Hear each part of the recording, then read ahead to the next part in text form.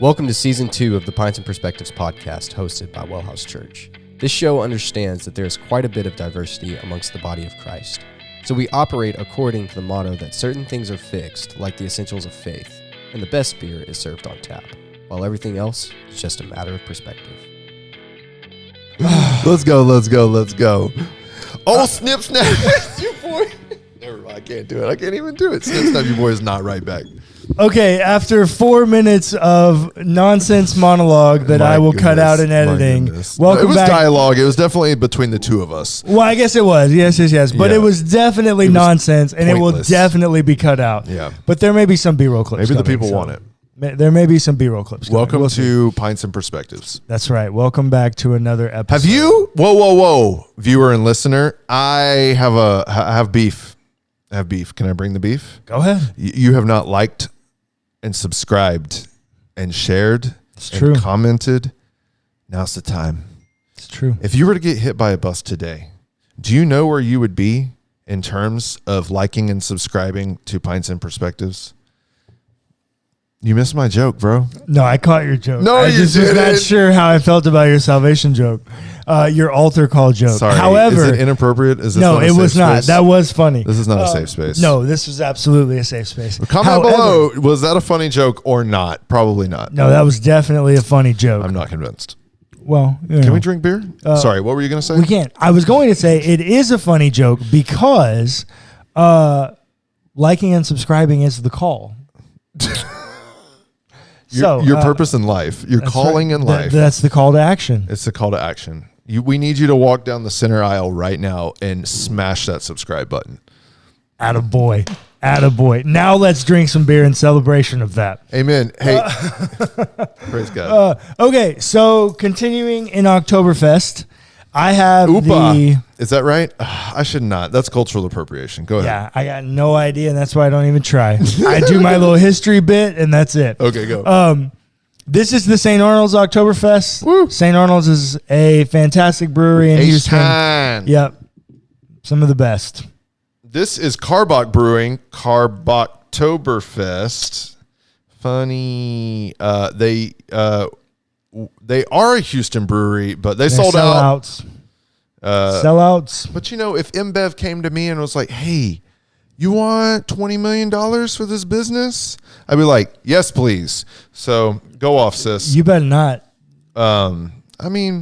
Bavarian style Marzen is what this is. A Texas cheers to German beers. Ooh, clever marketing. I like it. 5.5 alcohol by volume, 25 IBUs, 12 fluid ounces in a can. Attaboy. Well, cheers. Cheers.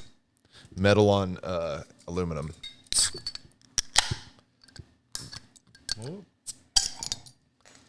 Get it open over there?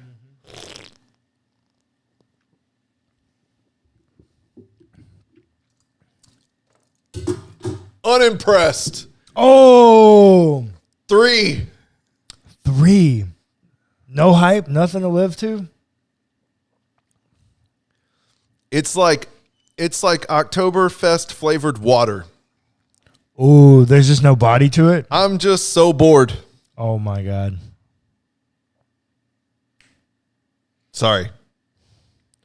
Damn. I mean, it's to be fair, I think they were the first people to put recycled damn it on a can. And so I think it says recycled, damn it. Look at you. they get at least a 3 from me for that. Well, so you think it's worth a 0 or you just don't value that value? Because people have redone that shit and now it's on everybody's can, but That's they so were the true. first ones to do recycled damn it. Look, man, they're from Texas, and I really enjoy. There's a lot of Karbach beers. I mean, they sold out. Whatever. Okay, we give them grief for that, but they have a lot of beers that I love. Hopadillo is a solid IPA, but they're a clown. What is it? They're double IPA. What is it? Rodeo Clown. Oh yeah, my lord, my lord. So they do really also great beer. they have the Crawford Buck, which for me and it's I love a little that too. It's a little sweet, but it is like a nice. I like it. It's a nice. But this evening beer. Karbachtober can kick rocks. Oh damn! Not feeling it. So I'm not going to give it a 0. It is a beer. It does have classic Oktoberfest flavor notes. I will give it that. So it is. I get it. We'll give it a 4. Amen. Okay. Good night. Okay. All right. Oktoberfest from Karbach. Dude, not good. It just had, like, I just took another sip. It has like no flavor. It's Damn, sad. that sucks. Well, look, on this podcast, all you're ever gonna get is honesty. Yeah, sorry. Karbach, I was fighting for you all the way down to the death, look, but it's over. We'll do some other Karbach. St. Arnold, you take the stage as you always do. It's a good beer. Yeah, it's great. It's everything you want in Oktoberfest. It's not too sweet. It's full bodied. Lots of like all the German styles that you like love to get out of Oktoberfest. They're all there. Yeah, it's a solid like 7.5. It's just great Oktoberfest. Yeah.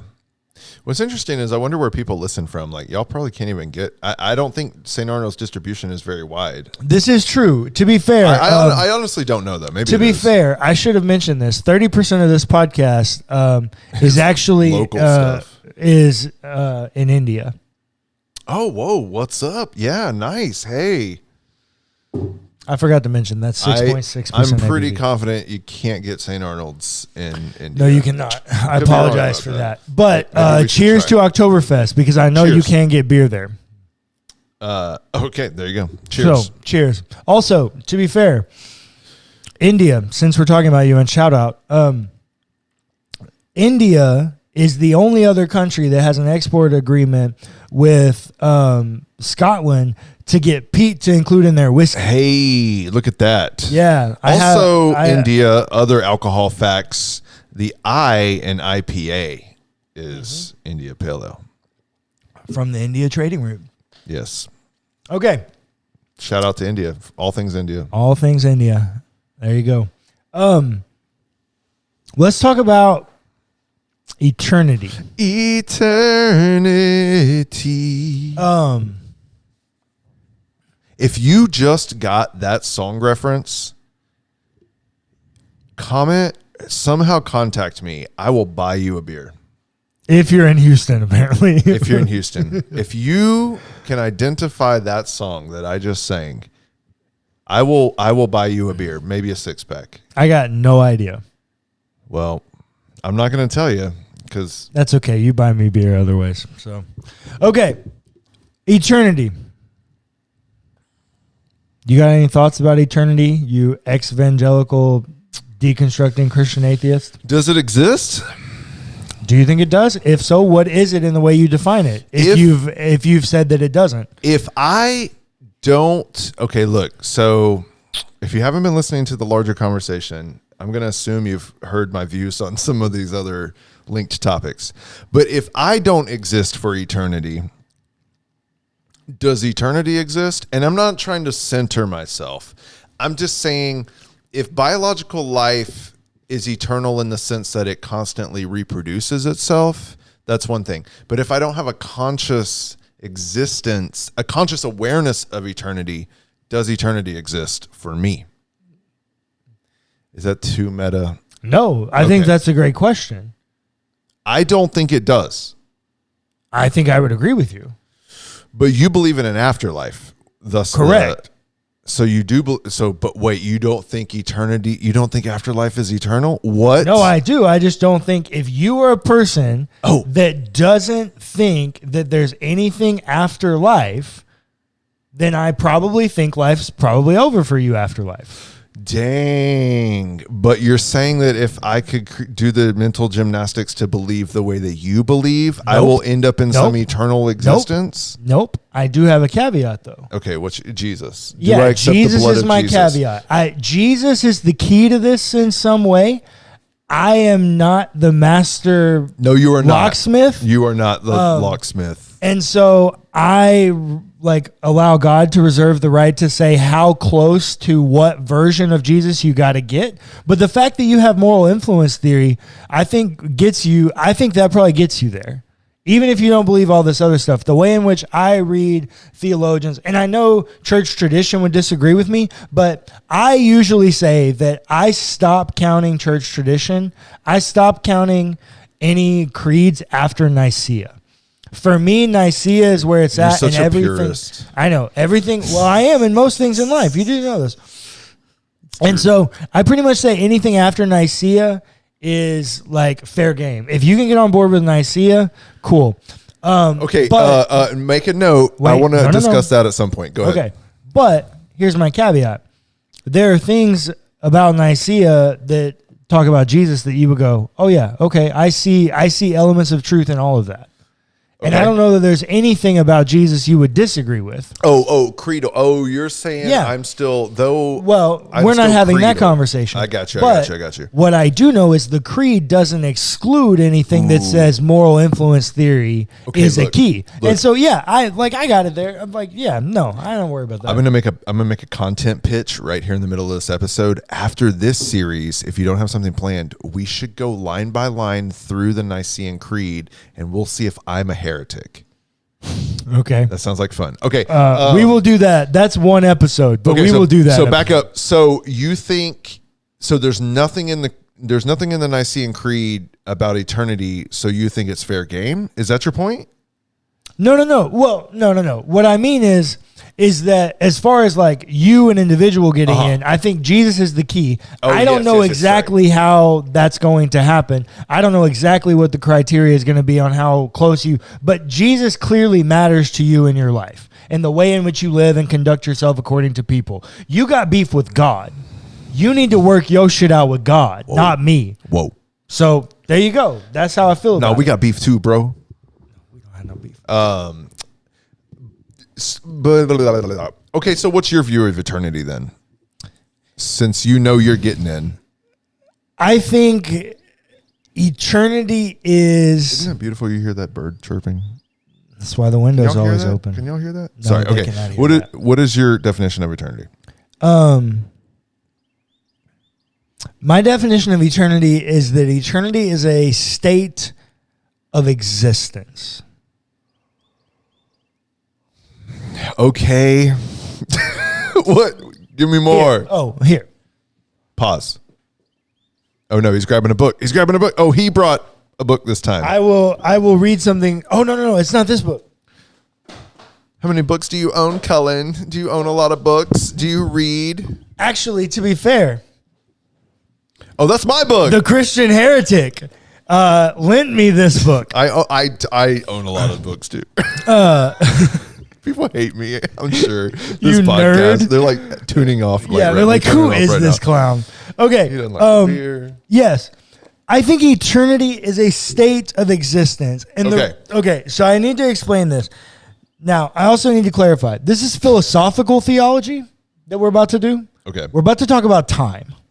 This is all philosophical. Fun. Yes. The Bible has some thoughts about time and some things that it communicates, but once again, we don't build theologies off one-off verses. Yeah, that's good. And so I want to give the caveat that this is philosophical theology. Okay. There is no biblical basis for any of this. Good. Time, I think, in the way in which I understand it, time is an extension of grace.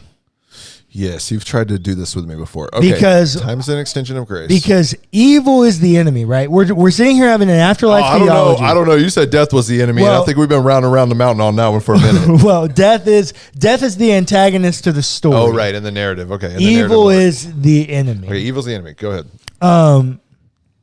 Which becomes embodied in the caption of the story in the Antichrist figure. Okay.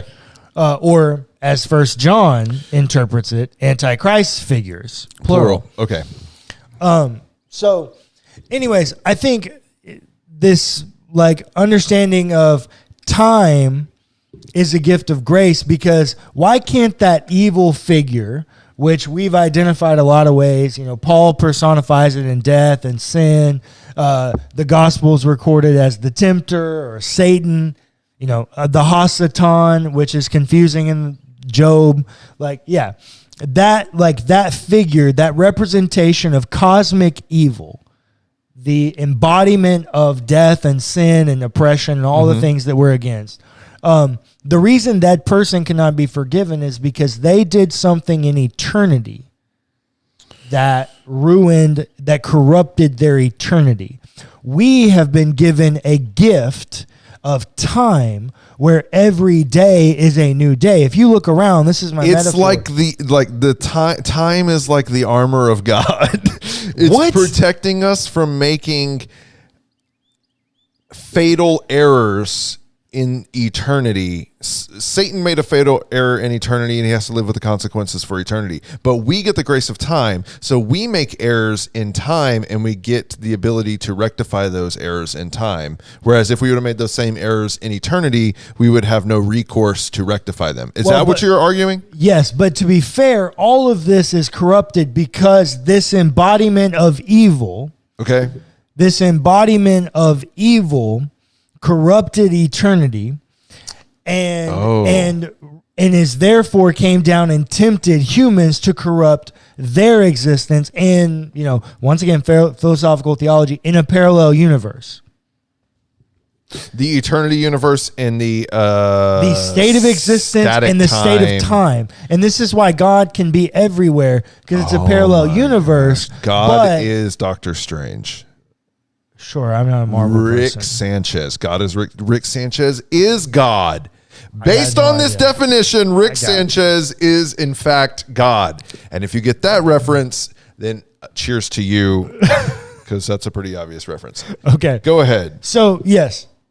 God is able to move across both of those planes. Well, all of spirituality can. Sure. All of spirituality can. Wait, what? But what I'm saying is this has all been corrupted, and I'm saying that there will be a time again in the afterlife where there will be no more time.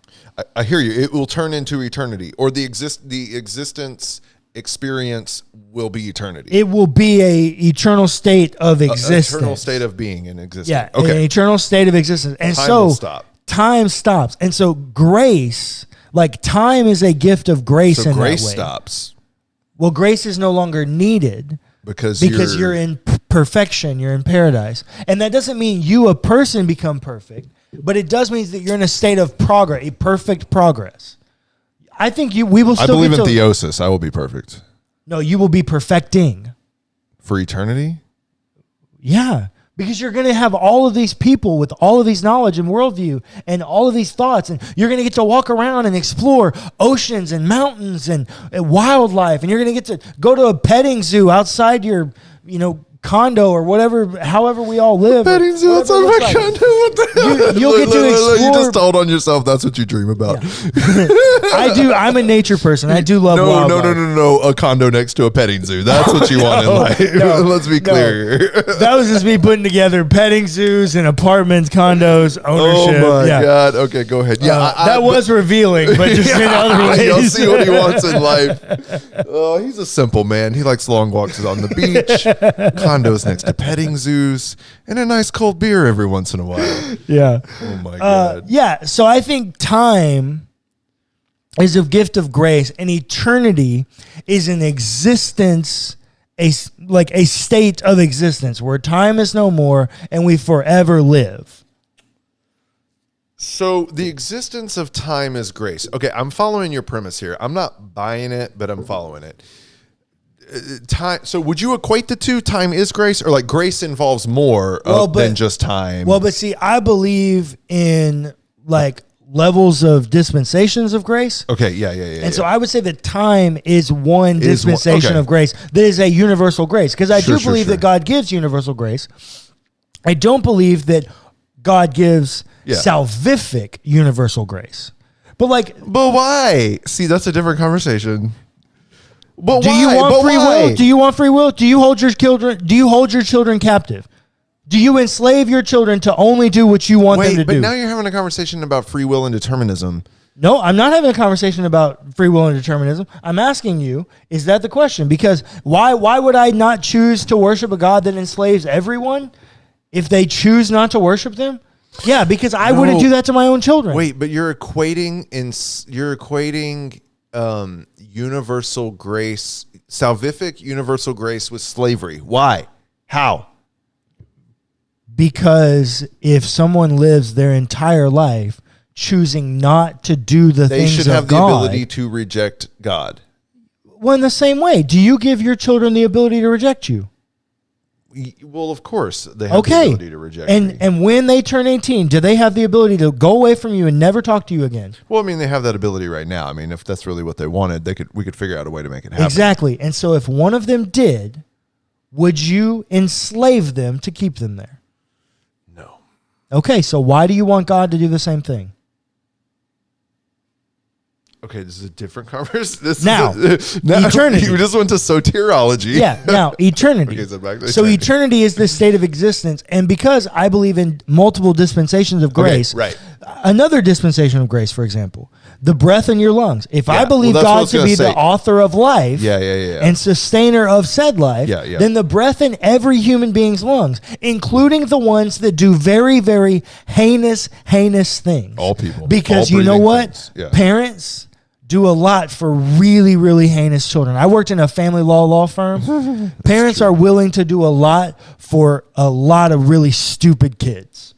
And so, yes, every individual that has life in their breath in their lungs, I believe that is a dispensation of God's grace, that they are continuing to try to have a relationship with that child until the point that God says, I got to let you go. So what with eternity, it's just such an interesting concept that what you're saying is like time and eternity are two separate things. Like eternity is not a measure of time. Eternity is no measure of time. Eternity is a state of existence. A state of existence. That's why what happens in eternity cannot be forgiven. So why do you think, man, I don't know, maybe this is like a total rabbit trail. Okay, so time is grace. So what implications does that have for your like day-to-day life if time is grace? Like, because then have you ever heard a married woman say, I never want to go to bed angry? Yes. Time is grace, because tomorrow is a new fucking day, bro. Well, literally, the sun dies every day and resurrects every day before our eyes. Time is literally a representation of a do-over. The days, the years, the decades, the centuries, the millennia. So you don't really care how time is measured. You can measure it any way, but eternity is a state of existence. It's not a measure of time. Time is a gift of grace. Yeah, it's interesting. So you would not, so like aging. Okay, well, I don't know. You stumped me. Time is grace. Yeah, I like it. I like the premise. Well, I mean, there's no possible way to know that like eternity is something different, because of course, no. I would go back to the beginning of this episode. Exactly. That, like, this is why there's a question mark in the title, right? Of the because series. I just don't know that I exist past my biological shutdown. Right.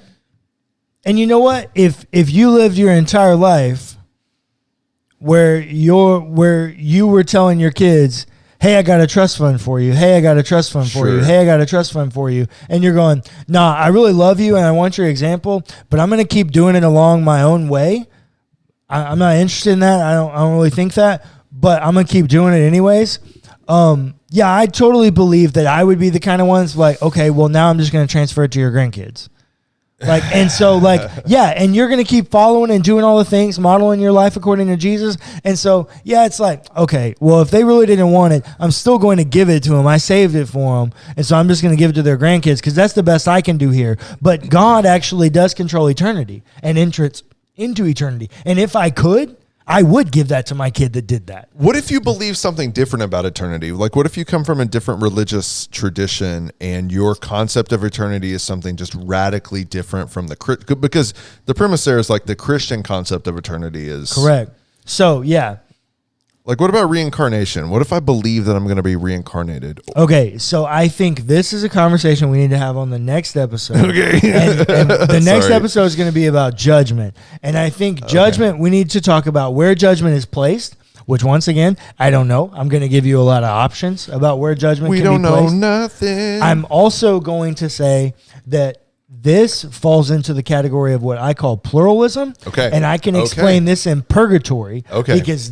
Because for me, I also believe in theosis. And so I believe that every person is in pursuit of divine likeness. Deification, glorification. Correction. Yeah, correct. Correct. So the way in which they do that is through appropriate measures or inappropriate measures. Yeah, you've mentioned this before. This is also a conversation about sin. This is the way in which sin and death enter the world. Because you have this need for divine likeness. And this is Genesis 3, right? You will be like God. It's this pursuit of divine likeness, but you're doing it in an inappropriate manner. And so the question is appropriate. Who gets to determine appropriateness? I think I keep asked telling this you last this. time. God, God at Judgment Day, the thing I'm about to talk to you about. Okay. At I'm Judgment glad we're coming Day, back to it. God will do this. And I think at Judgment Day, depending on where you place it, this is what I personally think. And I don't know where to place it. So I'm going to give you a few options when we talk about judgment. But I think there will be a sorting. And at Judgment, and there may be two. Revelation gives you an option to have two. I don't know if you want to pull the Bible out, though. Well, we're at the 30-minute mark. There's no need to pull out the sword. Revelation does give you an option for two judgments. But if there's a judgment where you judge for annihilationism, Okay. like who will not be resurrected, Yes. but you leave space for a second judgment of some way, which is a continual relational judgment, which is more so what I think you get out of the Revelation storytelling. We can pull the Bible out, but if you do this, then you make space for a purgatory. That there were people in pursuit of divine likeness in appropriate / inappropriate ways. They were close, like in the same way I say we're all going to be in progress, even in our state of eternity. We're all going to be in progress. So people got to work their shit out. I think there are Hindus and Buddhists and Muslims and all kinds of people that need to work their shit out. And I got a whole thing. I actually think there's like a vein within purgatory that's a big question mark for me that might just be all paradise, and it's the Abrahamic religions in totality. Wow. Okay. Because of the way in which they all touch Jesus. I have so much to say, but we need to stop. And so that purgatory conversation is going to be pretty good. Well, we'll get to it, but first we got to have a conversation about judgment. That's true. I'm judging you right now. You can tell me on the next one why you were judging me right now. That sounds fun. Thanks for listening to the Pints and Perspectives podcast hosted by WellHouse Church. Be sure to give us a rating and a review if you enjoyed the episode. It's free and it helps us immensely. Also, feel free to check out our other podcasts.